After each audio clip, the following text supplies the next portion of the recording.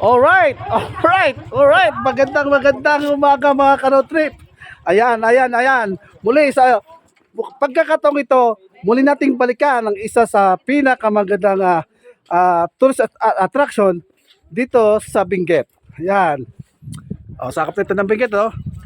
Time check muna tayo, time check. Anong oras na ba? 9:40. Oh, 9:40 in the morning po tayo. Ngayong umaga ito. Ngayon ipapakita ko sa inyo sa ilang pagkakataon na binilikan po natin itong isa sa pinakamagandang lugar dito sa Benguet. Ano po? Anyway, galing kami Sagada. Dalawang gabi po kami doon. Namasyal po kami doon sa Hanging Coffee at the same time sa Sumaging Cave. At ito yung pagkataon na kami pagbabalik na ng Manila, pero dumaan po uli kami dito. No, kasama itong mga kasama ko. Ayan, nagpicture sila dito, no? O, nasaan kayo to? Anong lugar kayo to, mga ka-road trip? So tingnan natin kung anong lugar to. Lang. Yan, no? Tayo ngayon ay nasa the new highest point dito po, sakop ng Tinok, Ifugao. Ayan. Live video. Oh. Kamera mo. Ayan. Ngayon, ito ang the new highest point. So, ito ay meron po itong 7,968 feet above sea level po, no? So, yung old highest point ay nandoon po sa Atok Benguet, na meron pong 7,400 feet above sea level. Ayan. So, nandito po yung ating mga kasama. Ayan po. So, natin ating may bahay. Ayan. May bahay. Ngayon. Ay, ano pala yan, record? Ito po ating mga kasama. Yes, ma'am. Lady May, ano po ang inyong masasabi dito sa highest point? Sulit. Di ba? Sulit na sulit. Ayan. Kasi first time niyang nakarating. ng highest point. Ayan. Si Sir Dex ang promoter po. Ayan. Bakit po nandito? Ayan. First time yung makarating ng Cordillera, no? Nakarating sa Sagada. Ayan. Nakaikot doon sa Sagada. Ngayon pauwi na kami Manila.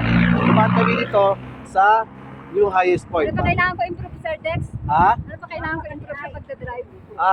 Doon sa mga, kasi dito sa Cordillera, lahat ng kalsada kasi dito, laging kaliwa kanan. So kailangan practicein yung kaliwa kanan na tamang pagliko ng kaliwa at pupunta ng kanan. Ayan, yun lang kailangan para mahasa. So lagi tayong magbumiyahe para yan ay maging bihasa. Yan. So isa nating kasama na lady rider from Bulacan, no. Ayan, si Lady May. Yan, first time. So, di ba? Masaya. So, doon sa mga na-invite natin, hindi na kasama, sorry po. Hindi nyo po nakita itong magandang lugar. Itong isa sa pinagmamalaki ng Cordillera, no? Dito sa Benguet, ang the new highest point. Ayan. So, dito ito yung makasama. Ayan. May kasama pa tayong Philippine Looper. Ayan po. Ayan. Shout out. Ayan. Shout out. Reggie, shout out. Yan. Ilang beses ka na nakarating dito sa highest point? Third highest point. Diba? Pangatlong pagkakataon. Pero binabalik-balikan pa rin. Hindi nagsasawang balikan itong mga napakagandang lugar kasi talagang namang hindi ka mananawa, no? Hindi ka manawa. Ilang beses sa Sagada? 2 times. Dalawang beses na sa Sagada, o di ba? Grabe. Yan. Ito yung ating magugulo. Sir Joel, ilang beses ka na dito? Tatlo na. Si Sir Joel, pangatlo na nakarating dito. Parang hindi nagsasawa balik-balikan itong lugar ito. Napakaganda kasi dito sa Cordillera. Ayan. Ilang beses ka na? 2 times. Dalawang beses na rin. Nandito. 5 times, 10 times. Kaya natin. Kita mo. Basta merong budget. Yes, Ate Victor. Ito ating mga lady rider with our OBR. Ayan. Ayan sila, oh. Babae ka ba? Tingnan mo naman, oh. Tingnan mo naman sila, oh. Ayan. Isang ano. Ayan. Ayan. Wala na. Ano na to? Victorian na to. Sumama. Ibigay niyo sa babae yan. Ayan. Ngayon po. Eto. Naglagay tayo ng ating sticker. Ilang beses natin naglalang sticker pero nawawala. Pag binabalikan natin, nawawala lahat. Maraming tinutuklap. Ewan ko bakit ganitong ginagawa nila dito. Yan. So isang katunayan po, na muli tayo dumating ng new highest point. Ayan, yung sticker. Follow nyo po yan. The Guapitos Road Trip po yan. Okay? Alright.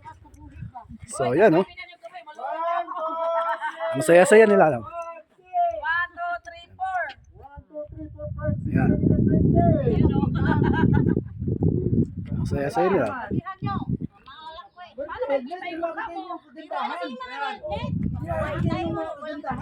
Okay, pagkatapos nito, bababa ulit kami. Pupunta na kami ng Baguio. Ayan, bababa na kami ng La Union, Manila. So, dahil may isang sirang tulay o kalsada doon sa may sakop ng Atok, nag-landslide, yung kalsada ay hindi na pwedeng madanan. So, divert kami. Dito kami dadaan sa may Ambuklaw Dam, no? Dahil sa papasok ng Baguio. Ayan, dadaan po kami ng Quezon. So, isa sa mga tourist spot natin madadaanan yung Ambuklaw Dam, Ambuklaw View Deck, and then sa Baguio yung Quezon Road doon sa Lion's Head. Ayan. Okay? So, yun po yung ating pakipagsapalaran dito sa Cordillera kasama ang ilang nating mga mananakay mula sa Manila at mga piling-piling mga mananakay na gustong sumama at gustong makarating dito at gustong maabot ang kagandahan ng Cordillera. Okay, maraming salamat po. Hanggang sa muli nating pagkikita at tabayan po ang aming susunod na video sa susunod naming biyahe. Okay, bye-bye.